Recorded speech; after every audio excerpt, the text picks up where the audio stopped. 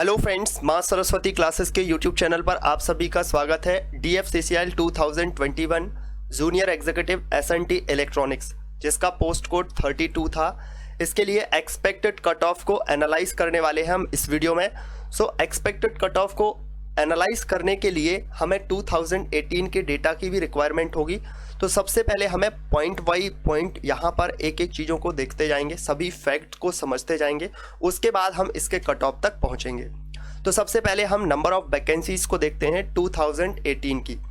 तो 2018 में जो एग्ज़ाम कंडक्ट हुआ था उसके लिए जो रिक्रूटमेंट जारी हुई थी, उसमें इस पोस्ट के लिए पर्टिकुलर जो इस पोस्ट की बात की गई है, junior executive SNT signal and telecommunication, तो इसमें टोटल नंबर ऑफ पोस्ट जो थी वो 42 यानी कि 42 पोस्ट थी, जिनमें से जर्नल के लिए 22 पोस्ट थी, SC के लिए 6 थी, ST के लिए 3 थी और OBC के लिए 11 पोस्ट यहाँ पर आई हुई थी। वहीं अगर हम यहाँ पर देख लेते हैं इन सभी पोस्ट को एक एक करके, तो ये 42 टोटल पोस्ट थी।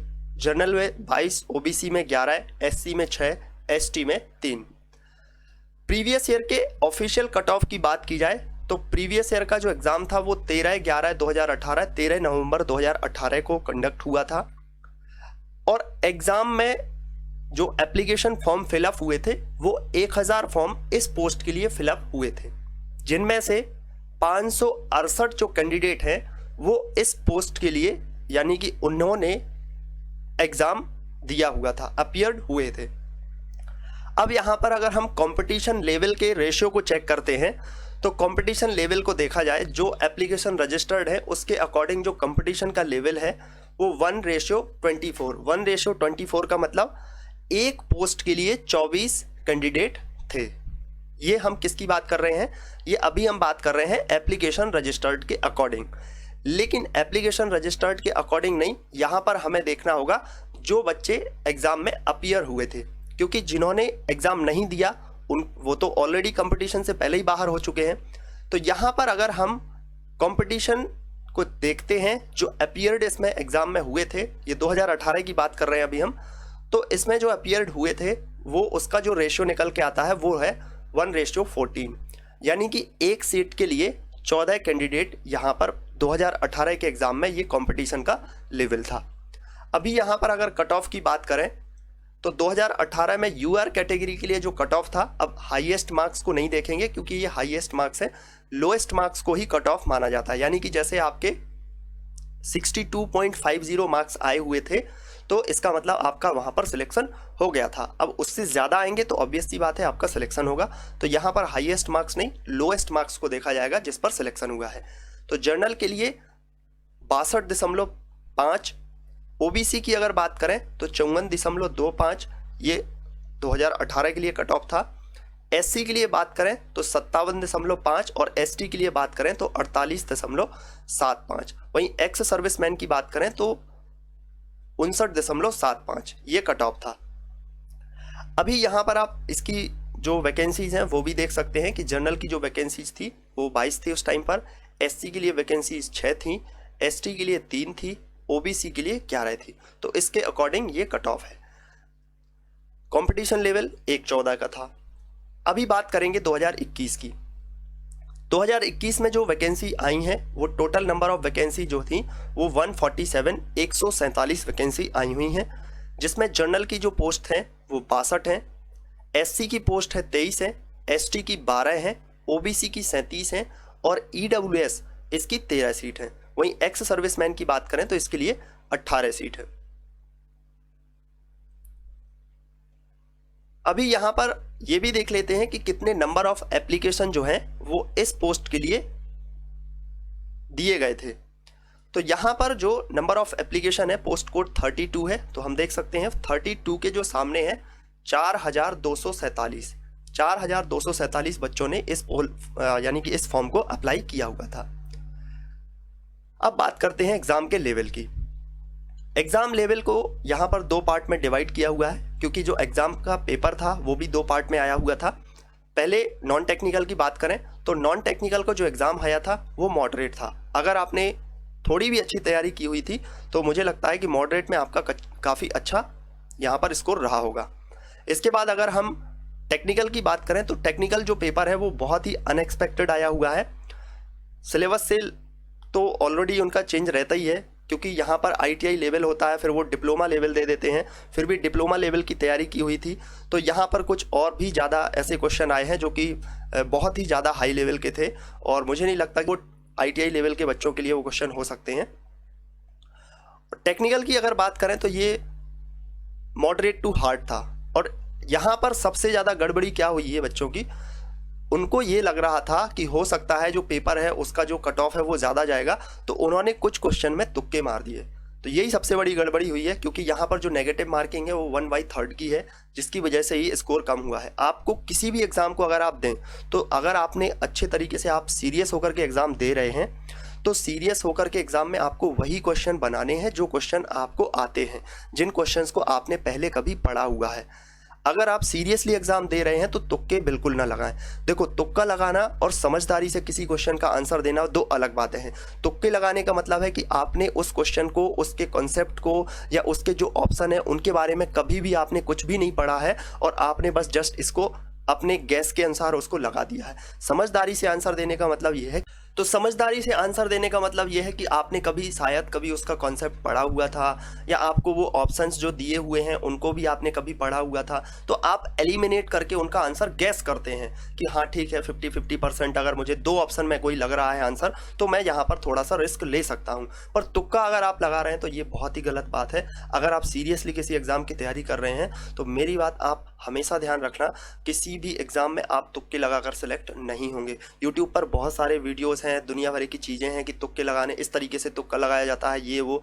बट आप अगर सीरियसली जॉब चाहते हैं, सीरियसली अगर आप चाहते हैं कि आपका सिलेक्शन हो, तो तुक्के बिल्कुल भी ना लगाएं। जो आपको आता है उतने ही लगाइए। और टेक्निकल में मैं आपको बताऊं कि टेक्निकल में जो एग्ज़ाम में जो भी आपका टेक्निकली एग्ज़ाम है अगर आप दे रहे हैं, तो जो सिलेक्शन होता है ना वो 50-50% में हो जाता है सिलेक्शन। बस इतने ही आपको मार्क्स लाने होते हैं। और चाहे आप कोई सा भी एग्ज़ाम दे रहे हो, चाहे आप ITI से लेकर के गेट का एग्ज़ाम क्यों ना दे रहे हो, 50-55% अगर आप मार्क्स लेकर के आते हैं तो आपका सिलेक्शन 100% होता है।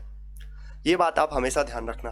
कोई भी अगर आप नेक्स्ट एग्जाम देंगे तो उसमें भी ध्यान रखना। चलिए अभी हम यहाँ पर बात कर लेते हैं और अपने कुछ पॉइंट्स पर, फैक्ट पर बात करेंगे। तो जो नॉन टेक्निकल का था वो मॉडरेट था। अगर आपकी तैयारी काफ़ी अच्छी होती तो मॉडरेट में काफ़ी अच्छे मार्क्स आप ला सकते थे। टेक्निकल में भी कुछ क्वेश्चन ऐसे थे जो कि हाँ ईजी थे, बट उनको समझदारी से आंसर देना था, आपको चेक करना था, उनके जो कॉन्सेप्ट थे आप उसके आधार पर उनके आंसर्स को निकाल सकते थे। इसके बाद अगर हम बात करें अटेंडेंस की, तो ये अटेंडेंस जो है वो किसी न्यूज़पेपर में आई थी। अब वो ऑथेंटिक है या नहीं है, तो 50-60% रही थी अटेंडेंस। ये ऐसा न्यूज़पेपर में मैंने देखा था, अमर उजाला का एक न्यूज़पेपर था।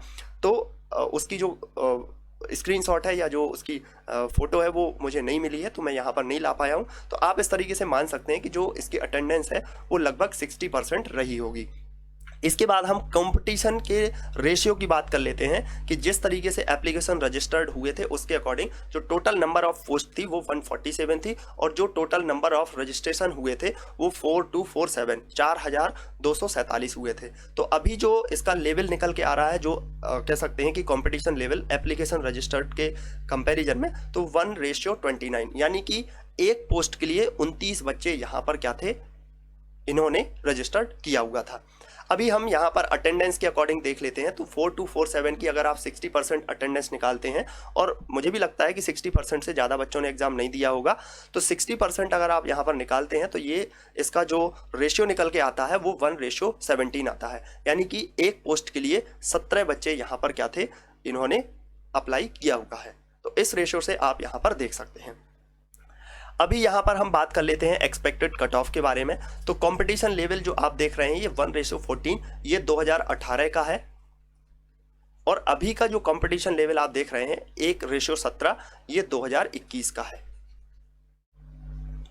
तो 2018 के लिए यहाँ पर देख लें, जर्नल में जो वैकेंसीज थी वो 42 थी, और ऑफिशियल कट ऑफ गया था 62.50। EWS के लिए कोई वैकेंसी नहीं आई थी, तो उसके लिए कोई कट ऑफ नहीं था।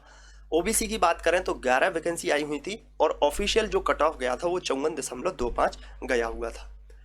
वहीं अगर हम यहाँ पर बात कर लेते हैं 2021 के एक्सपेक्टेड कट ऑफ के लिए, तो जर्नल के लिए जो वैकेंसीज हैं वो 62 हैं, 62 वैकेंसीज अभी आई हुई हैं, और इसके लिए एक्सपेक्टेड कट ऑफ उसी के अंतर्गत हो सकता है, क्योंकि यहाँ पर अगर आप कंपटीशन का रेशियो देखेंगे तो 1:14 है और 1:17 है यहाँ पर, तो उसी के आसपास हो सकता है। पिछली बार कम फॉर्म थे, इस बार ज़्यादा फॉर्म है, तो थोड़ा सा कंपटीशन हो सकता है कि बढ़ जाए, लेकिन उसी के आसपास ही ये कट ऑफ रह सकता है। तो ये 62 63 के आसपास कट ऑफ हो सकता है। ओबीसी की बात करें तो पिछली बार 11 वैकेंसी थी, इस बार बढ़ करके 3 गुना से ज़्यादा आई हुई है, तो यहाँ पर 37 वैकेंसी आई हुई हैं। तो इसके लिए अगर कट ऑफ की बात की जाए तो ये 50 से 53 हो सकता है, इसके नीचे भी हो सकता है थोड़ा बहुत, तो ये लगभग एक्सपेक्टेड है। बाकी हमने यहाँ पर जो कट ऑफ बता रहे हैं वो फैक्ट के आधार पर आपको बता रहे हैं, तो ये एक्सपेक्टेड है, ज़रूरी नहीं है कि ऐसा ही होगा, बट हाँ हो सकता है ऐसा। एससी की अगर बात करें तो वैकेंसीज जो आई हुई थी वो 6 थी, इस बार बहुत ज़्यादा आई हुई हैं, यानी लगभग 4 गुना के समथिंग बोल सकते हैं आप इसमें। तो पिछली बार जो कट ऑफ एससी का था वो 57.50 था, 50, और यहाँ पर एक्सपेक्टेड कट ऑफ जो हो सकता है, इस बार जो कट ऑफ हो सकता है वो 46 से 48 के समथिंग हो सकता है। एसटी की बात करें तो एसटी में 3 वैकेंसी आई हुई थी, इस बार 12 आई हुई हैं, तो 4 गुना वैकेंसी आई हुई हैं। और पिछली बार का जो कट ऑफ था वो 48.75 था, और इस बार जो कट ऑफ हो सकता है वो 43 से 45 के बीच कट ऑफ हो सकता है। तो ये एक्सपेक्टेड कट ऑफ है। और अगर बात की जाए कि जो एग्ज़ाम का रिज़ल्ट है वो कब तक आ सकता है, तो एग्ज़ाम का रिज़ल्ट अभी जैसे कि हम जानते हैं कि जो ऑब्जेक्शन रेस की लास्ट डेट है वो 9 अक्टूबर है, तो 9 अक्टूबर यानी कि कल ही इसकी ऑब्जेक्शन रेस की लास्ट डेट है। उसके बाद फिर इसका ऑब्जेक्शन रेस के लिए वो चेक करेंगे, तो हो सकता है 10 से 15 दिन उसके लिए लग जाएं, और इसके बाद फिर रिज़ल्ट बनाया जाएगा, तो 10-15 दिन उसमें भी लग सकते हैं। तो ऐसा मान सकते हैं कि जो रिज़ल्ट है वो नवंबर के मिड नवंबर में आ सकता है, यानी कि 15 नवंबर तक आपका जो रिज़ल्ट है वो जारी हो सकता है। अगर वो ऐसा चाहते हैं कि जल्दी इसकी जो रिक्रूटमेंट है प्रोसेस कंप्लीट हो, तो 15 नवंबर तक इसका रिज़ल्ट जो है वो दिया जा सकता है।